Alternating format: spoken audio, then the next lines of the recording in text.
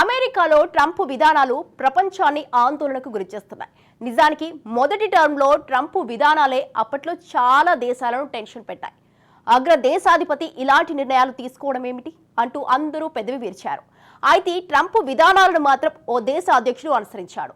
దేశంలో విపరీతమైన విధానాలను అమలు చేశాడు. ప్రభుత్వ ఉద్యోగాలను తొలగించాడు. మంత్రులను సగానికి తగ్గించాడు. ప్రభుత్వ ఖర్చులను నివారించాడు. దేశాన్ని మాత్రం ఆర్థిక మాంద్యం నుంచి గట్టెక్కించాడు.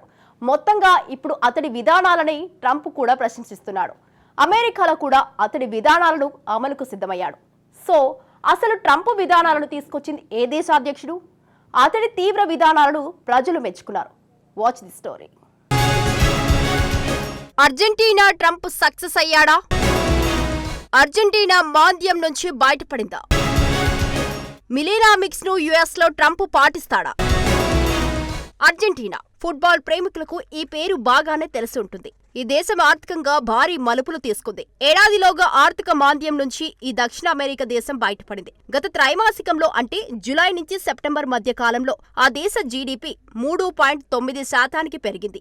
ఈ ఏడాదిలో ఆ దేశ జీడీపీ పెరగడం ఇదే తొలిసారి. ఆర్థిక మాంద్యం మొదలైన తర్వాత తొలిసారి వృద్ధి మొలకలను అర్జెంటీనా చూసింది. అసలు ఏడాది నుంచి అర్జెంటీనాలో ఏం జరుగుతోందో తెలుసా? హవియార్ మిలే అర్జెంటీనా అధ్యక్షుడిగా ఎన్నికయ్యాడు. 2023 డిసెంబర్ 10న అధ్యక్షుడిగా బాధ్యతలను మిలే చేపట్టాడు. తీవ్రమైన సంస్కరణలను తీసుకొస్తారని ఎన్నికల్లో మిలే హామీ ఇచ్చాడు. ప్రభుత్వంలో భారీ కోతలను విధిస్తారని ప్రజలకు చెప్పాడు. ఉద్యోగులను పెద్ద ఎత్తున తొలగిస్తామని, ఖర్చులను తగ్గిస్తామని, భారీ సంస్కరణలను తెస్తామన్నాడు.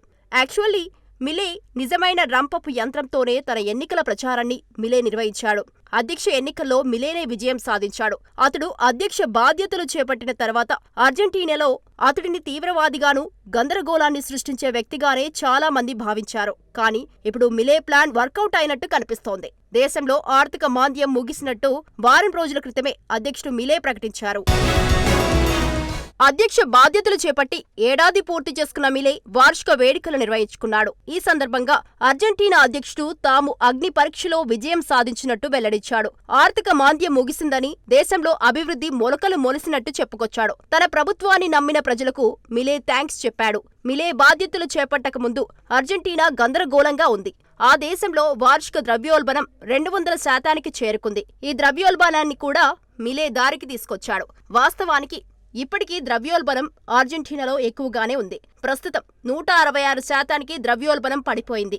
కానీ గత నెల ఈ ద్రవ్యోల్బణం 2.44% పెరిగింది. ఇది గత 4 ఏళ్లలో ఇదే కనిష్ట ద్రవ్యోల్బణం. మిలే రాకముందు ప్రతి నెల ధరలు 13% పెరుగుతూ వచ్చాయి. అలాంటిది 2.4% ద్రవ్యోల్బణం పరిమితం అవ్వడం భారీ మార్పనే చెప్పొచ్చు. ఈ క్రమంలోనే అర్జెంటీనా ఆర్థిక మాంద్యం నుంచి బయటపడింది.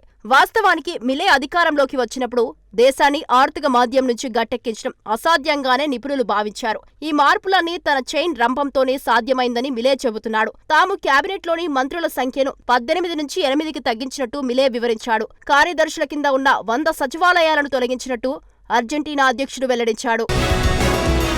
200కు పైగా వాడుకలో లేని విభాగాలను తొలగించామని మిలే చెప్పాడు. ఉన్నతాధికారులు భారీ జీతాలను జనవరి నుంచి ఇప్పటి వరకు నిలిపివేసినట్టు తెలిపాడు. 34,000 మంది ప్రభుత్వ ఉద్యోగులను తొలగించామని, మిగతా వారి నైపుణ్యాలను కూడా పరీక్షిస్తున్నామని మిలే క్లారిటీ ఇచ్చాడు. ప్రాథమికంగా అతడు ఉద్యోగులను తొలగించడంతో అర్జెంటీనా ప్రభుత్వాన్ని మరింత సమర్థవంతంగా మార్చాడు. మీకు తెలుసా ఈ కాన్సెప్ట్ ఎవరిదో? అమెరికా అధ్యక్షుడు డొనాల్డ్ ట్రంప్వి. మరోసారి కూడా ట్రంప్ అదే విధానాలను పాటించనున్నాడు. ట్రంప్ చేపట్టిన విధానాలను అర్జెంటీనాలో మిలే అనుసరిస్తాడు. అందుకే మిలేను అర్జెంటీనా ట్రంప్గా పిలుస్తారు. తాజాగా ట్రంప్ కూడా డోజ్ని తీసుకొచ్చాడు. డోజ్ అంటే డిపార్ట్మెంట్ ఆఫ్ గవర్నమెంట్ ఎఫిషియన్సీ. ఈ డోజ్కు ఇలన్ మస్క్, వివేక్ రామస్వామి నాయకత్వం వహిస్తున్నారు.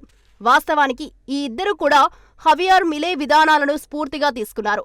మిలే తరహాలోనే కోతలను విధించాల్సిందేనని వివేక్ రామస్వామి తేల్చి చెప్పాడు. వాస్తవానికి ట్రంప్ సైతం మిలేను ప్రశంసిస్తున్నాడు.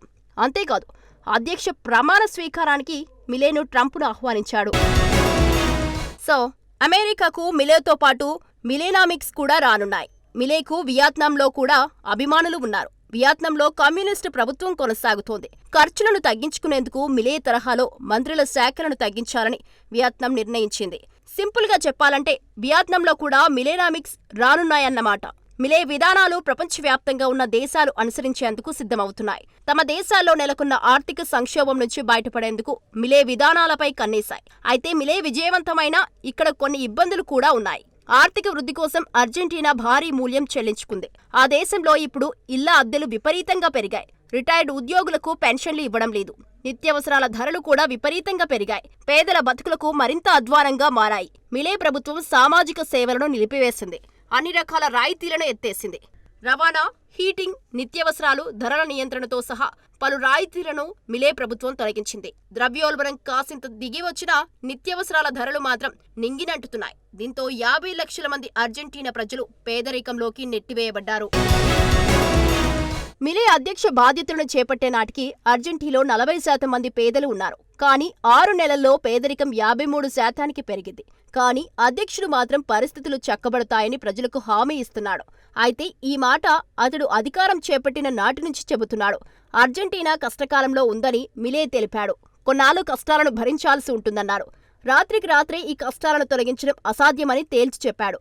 ఇప్పుడిప్పుడే అర్జెంటీనాలో పరిస్థితులు చక్కబెడుతున్నట్టు కనిపిస్తున్నాయి. ఆ దేశంలో ఆర్థిక మాంద్యం ముగిసింది. ద్రవ్యోల్బణం తగ్గింది. దీంతో అర్జెంటీనా ఆర్థిక వ్యవస్థపై మళ్లీ ఆశలు మొదలయ్యాయి. మిలే ఆర్థిక విధానాలు ప్రజలందరికీ ఒకే విధమైన ఫలితాన్ని ఇస్తాయా?